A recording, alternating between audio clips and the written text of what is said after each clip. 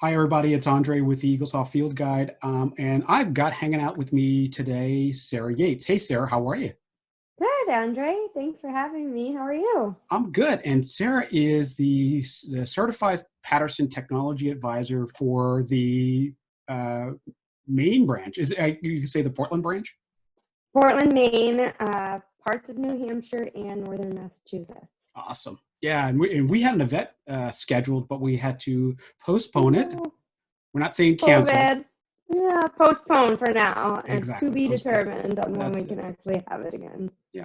And one of the questions we've been talking about, even when we scheduled the event, was, a lot of times when people come to the Facebook group or ask Sarah for help, some of them are brand new to the software. So we're using terms like fee schedules and coverage books, and you can almost see the light go out behind their eyes. Yeah. So we thought we'd start from scratch, literally starting a brand new employer, brand new fee schedule, and incorporating the two so we can see what happens when a walkout happens. That sound a good That idea? would be amazing. Awesome. So I did a quick Google search and I just did dental fee schedule. So I just wanted to see if I could find a fee schedule. So we were actually using a real fee schedule, not just some made up thing. So we're going to do a real fee schedule. We're going to put it into Eaglesoft as if it was a real employer, and we're going to build it that way. Sound good? Sounds great. Thanks, Andre. Okay. So what I'm going to do is I'm going to go to list, and I'm going to go to employer, and I'm going to just create a new employer out of scratch. So I'm going to call this, I always use the same kinds of things, but I'm going to call this the accrue process. All right. I never put an address because as a corporation, we have thousands of locations. So I'm not going to put a location there. I always skip the name and I'm going to go right to the group number. And I'm going to do 01234-00001. All right. Because as the president of the company, I have the first plan, and then my employees will have the second plan, and then retirees have the third plan, et cetera, et cetera. But most group numbers kind of look like that. And under this plan, I've got a $25 deductible, and I've got a $1,500 maximum. So is that typically what you see? Yeah. Okay. But because we formed our corporation in March, we are on a fiscal year and not a calendar year. So our benefits roll over every March. So I'm going to change this to the third month of the year so that everybody knows that our plan rolls over on the third month. So when you do your end of month processing, you actually check a box to show that benefits update on that month. So my plan would roll over every March instead of every December 31st. Make sense? Definitely makes sense. And I'm going to grab an insurance company. I'm sure most people already have all insurances in there. So I'm just going to use one that's already in here and just grab Aetna as just as something to use. So I think most people know how to set up an insurance company, or you already Yep. have in your system. And what we're going to do is skip down to where we really want to focus is in fee schedules. So because the office that we're setting up is in network with the plan, they follow a fee schedule, a schedule of fees that they're allowed to charge people. And that's what a fee schedule is. Yes, there is a standard fee schedule, which is your normal charges in your office, your standard fees. But we're working on a schedule of fees that we're allowed, quote unquote, allowed to charge our patients. And I guess what you've seen most of the time are people who are in network with insurances too, right? Yes. Uh, Yep. yeah, about 80% of the offices when I was a trainer, about 80% of the offices I went to were in network with at least one or two plans, if not all of their plans. So what I'm going to do is I'm going to hit fee schedules. And now I've got a list of the fee schedules that I already have in my system. So there's Aetna, there's my membership plan fee schedule, there's Delta PPO, Delta Premier, Guardian, Medicaid, MetLife. I have a patient fee schedule in there because I was setting up for something for somebody else. My standard fees as a fee schedule, and then the United Concordia fee schedule. So the one schedule I don't have here is the one that this new patient came in with, and that is this Allegiant Care fee schedule. It's the one I found online. Woo! Thanks, Yeah. Andre. So I'm going to use this fee schedule. I'm going to split my screen in half, and hopefully you can still see both of these. You can see both, can't you? Yep, I can. Okay, so I'm going to set up a new fee schedule based on this Allegiant Care. So I'm going to do new. And what I do, and I don't know if you do it the same way I do, but I never set up all my fees. And I typically am not going to be basing it on another fee schedule. What I'm going to do is I'm going to individually set up my fees because I like to pick and choose which codes I put in. I'm not going to put in all 9,999 ADA codes. I'm just going to pick as I go. The most frequented codes, essentially. Exactly. And I like having, sometimes, I like working this with a teammate, and what I'll do is I'll read down the codes that we do in the office and they can type them in, or the other way around. But typically I'll just say individually set up codes. I'm going to give this fee schedule a name, and you can see from my fee schedules up here, I name them with the last date that I updated my fees. So I'm going to call this Allegiant. Is that how you spell it? Yeah, Allegiant fee 3/20/20. So I know the last time I updated this list. Oops, can't type. Now, the other thing is, if you have, and I don't know if I can see. Oh yeah. So at the bottom of this, I know it's really hard to see, but at the bottom of this fee schedule, there is a date on there. It actually says that this is the revised as of January of 2018. So really, that's the date you could put on this, because that's the date of this fee schedule. But either way you want to do it, show the last time you updated, or if there is actually a revision date on there. It's up to you how the offices want to do it. And then I'm going to start adding fees. And I'm going to go back to the top of this.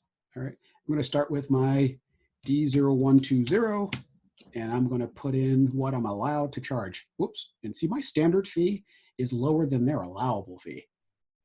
So this is a good indication that I need to raise my fees. All right. Again, if I'm only asking for $40 and you're going to give me $49, then there's a real problem there. So for the sake of this, I'm going to make this 39. I know it's not correct, but I'm going to make it 39 just so I don't have to go edit my fees. Then I'm going to add the next one, T0150. And they, wow, they even allow more here. I picked a good fee schedule. Man, this is normally like the way I do it. All right. Oh, Manchester, New Hampshire versus Pennsylvania put, pricing, I guess, right? That's it. Yeah, I hang around the Amish too much. So, and I'm just going to pick and choose a few codes here. So I put in the exams, and I'm going to put in just a couple of bite wing codes, because we're going to just wing it and show you how it works once we get the codes in here. So bite wings 274, they pay $70. So I'm going to put 65 here. And I'm going to put D1110 for a pro fee, and they allow $100. Oh, good. At least I'm higher there. All right. And let's do a kids pro fee 1120, and they allow for kids pro fee $78. Jeez, boy, I'm really low. You need to raise those prices. I do. I need to. I'm really. It's just terrible. And then let's just find one other code. Let's do a crown code 2750. And let's see, where's the 2750 on here? We've got things spread around in different places. 2750, they allow, wow. So that's where they get you. They didn't allow a lot on the crowns. Okay, so 633. So that is what you do. And you're just going to go through this 9,999 times, or go through the 75 codes that the offices typically do. All right. And when you're done with this, you're going to hit OK. And now it's in your fee schedule. Here's a question, and I don't know if you run into this yet. I get people who call me all the time and they say, I'm in the middle of, can I edit a fee schedule while my other employees are in my software? And I say, yes, you can, but if you edit this now, I'm sure you didn't notice this before, there's two check boxes right there. And this is update treatment plans and update fee schedule, update on schedule fees. So this is any treatment plan or anything that's previously been scheduled. If I change these fees while there are other people in the system, so I'm going to change this to $55. If I hit OK, it's going to update treatment plans, and it's going to update the scheduled services, people who have this fee schedule. The problem is if there's anybody else in your system, you're not allowed to do that. So you'll get a warning that says, you can't do it. There are people in your system. I don't have anybody else in my system, so it'll allow me to do this. But just so you know, if you uncheck those two boxes, you can update your fee schedule. But you're going to have to wait till everybody's out, come back to this fee schedule, click those two boxes, and now what it's doing is it's updating all the treatment plans. So yes, I want to update my treatment plans. And do I want to update all the stuff that's scheduled? Yes, I do. And Oh, great. are you sure you want to do that? I sure am. And boom, now everything's updated. So you can work on this midday if you have other people working in your system. And then at some point, make sure everybody's out, go back in and update it. Perfect. That's good to know. Cool. So now that is in as a fee schedule. So I want to show a couple different things for people to look at. And, out of the box, offices typically don't have all of the service types that I put into my system, but let me just show you. So here's a diagnostic. So diagnostics at 100%. And you saw that I put in bite wings. So it should show that they're going to cover 100% of that fee that I put in for the bite wings. And under preventative, I've got preventative at 100%, so it should pay 100% of that pro fee that you saw. And for the crown, that prosto fixed, it has 50%. So it's going to be 50% of what was it, $633. So that's the number we're going to get.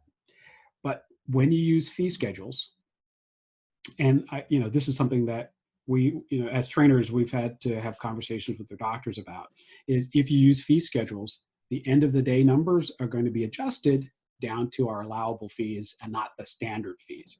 So if I come in today and the only thing I do today is a crown and my normal charge is $1,000, I'm not going to do $1,000 of work today. I'm doing $633 worth of work based on the fee schedule we're putting in. All right. So we've got this in. It's now part of my setup here, and I'm going to go find a patient.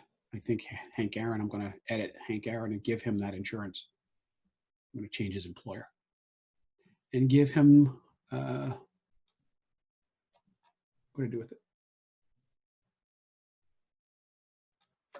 There it is, the group process. So I'm going to give him that plan. I forgot which one I made.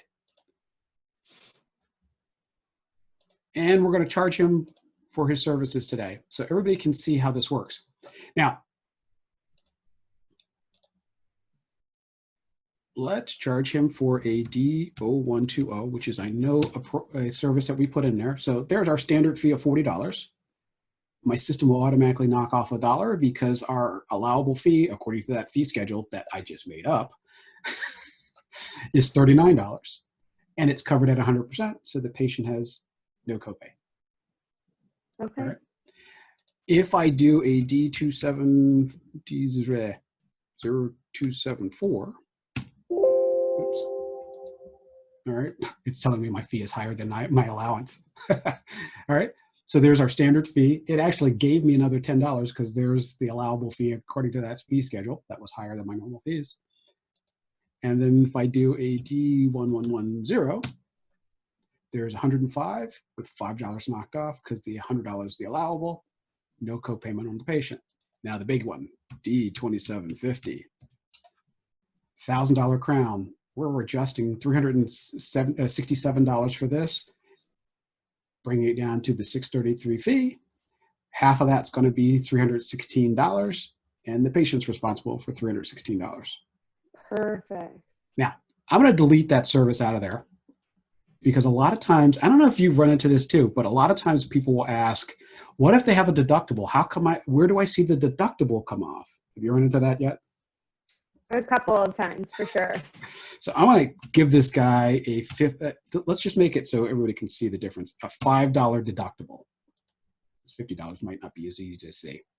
And I'm going to put that same D2750 on here. All right. And now, 367, 633, and now look at the insurance. They're only going to pay $316, and the patient's responsible for $319 because there's that $5 deductible.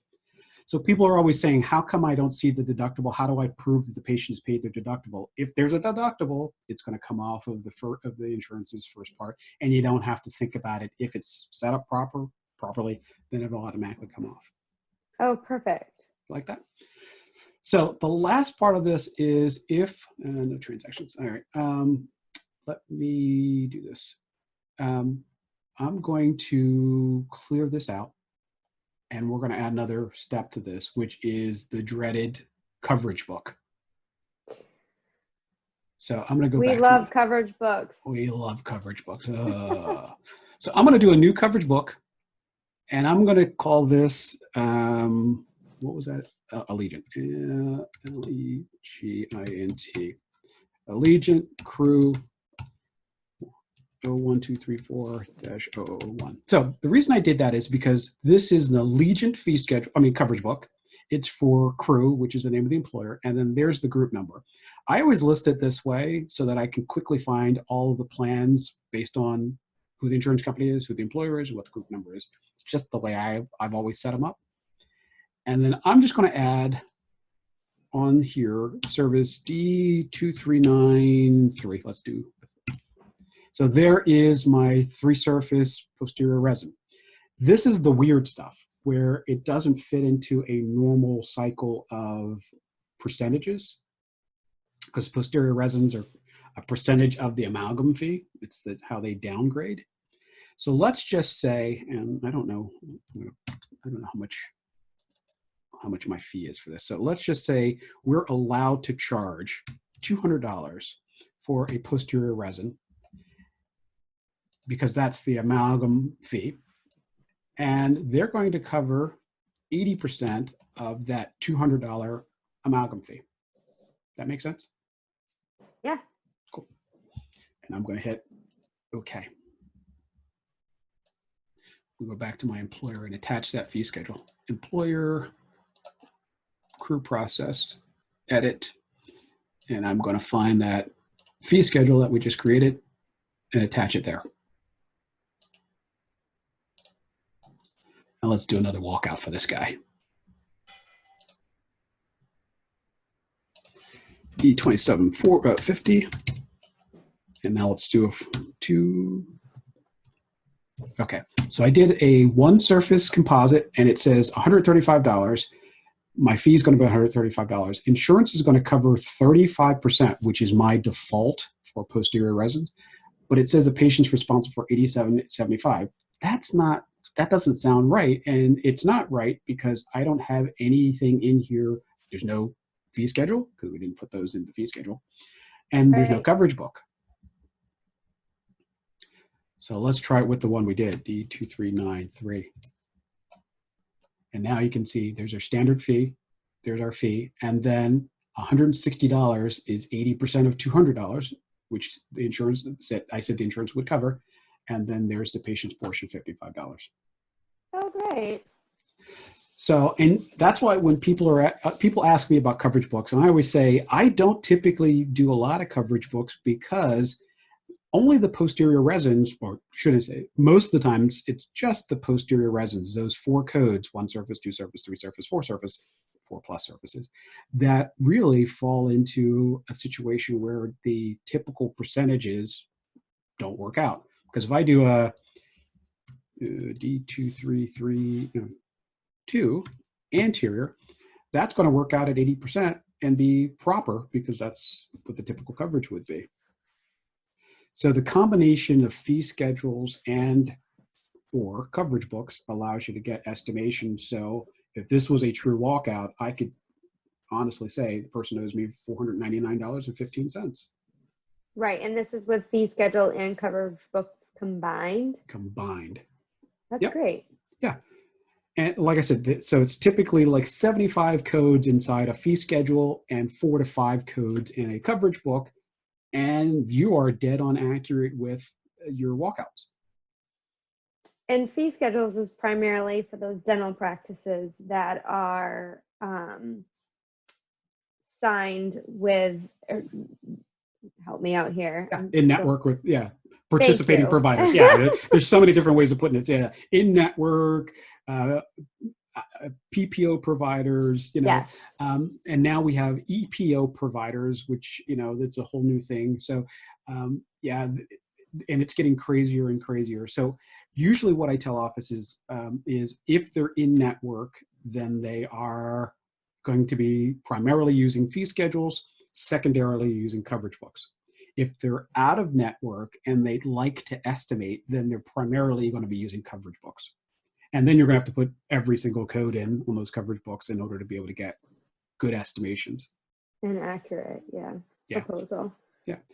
And, it's great because the first question, it's good when we go to do trainings, or when I used to. I don't do it anymore, but when you go to do trainings, when I used to go trainings, we get time at the beginning to ask the doctors, how do you run your office? What are you in network for? What do you guys do? How do you do it? And we get a sense for what's going on, and we can set Eaglesoft up ahead of time to sort of be, customized based on the way that they estimate insurance. So. Right. And would you suggest when I do go to a training, you have these practices, if they do want to have a training, have that already printed for us to be able to enter that information? Yeah. And most offices, just like I was able to pull this up, most offices have a book. Usually they have a binder under the desk Yes. or on a shelf Yep. with these fee Good old schedules. binder. Yep. And it's usually what I say is grab a yellow highlighter, just go through the codes that you use, and then we can work together to get these in. And once you learn how to do one, like we just did, it's so easy to be able to do the others. And the great thing is, like somebody just asked in the Eaglesoft Field Guide today, now that we're in a downtime, is there a good way to update these fee schedules? And this is the perfect time to be able to update those fee schedules. Coverage books a little harder, but this is the perfect time to be able to update them, get the information in. And the best thing is when we do get back to normal flow of patients, our estimations are dead on, income will be better, and we won't be doing as much billing. Yeah, and your Eaglesoft will be organized. Exactly. So, one thing that I'll point out so people know, yes, my software is kind of customized based on the way that I kind of show people how to use the software. But this column that says standard and this column that says adjustment, those things don't always show up on your screen, and I'll show you what I mean. In File and Preferences, there is actually an option under Counting right here that says Display Standard Fee and Adjustment on Walkout and Treatment Plan. I'm going to uncheck that just so you can see what I'm talking about. And I shouldn't have to log out. I think it'll work without me logging out. Yep. So let me go to the walkout. Yep. Oh, so, yeah. Yeah. That can get confusing when those don't show up. Yep. And the beauty of that is, and again, if I did that $27.50 on this patient again, I don't see my standard fee. I only see that insurance adjusted fee. So I like having that turned on so I can see my insurance adjustment, along with my standard fee. So I get an idea of why the calculation looks the way that it does. So just that is perfect. FYI, those people who don't, if you're looking at this video and thinking, oh, is that a different version than what I have? That was under File Preference, and there's the little checkbox right there for display the standard fee.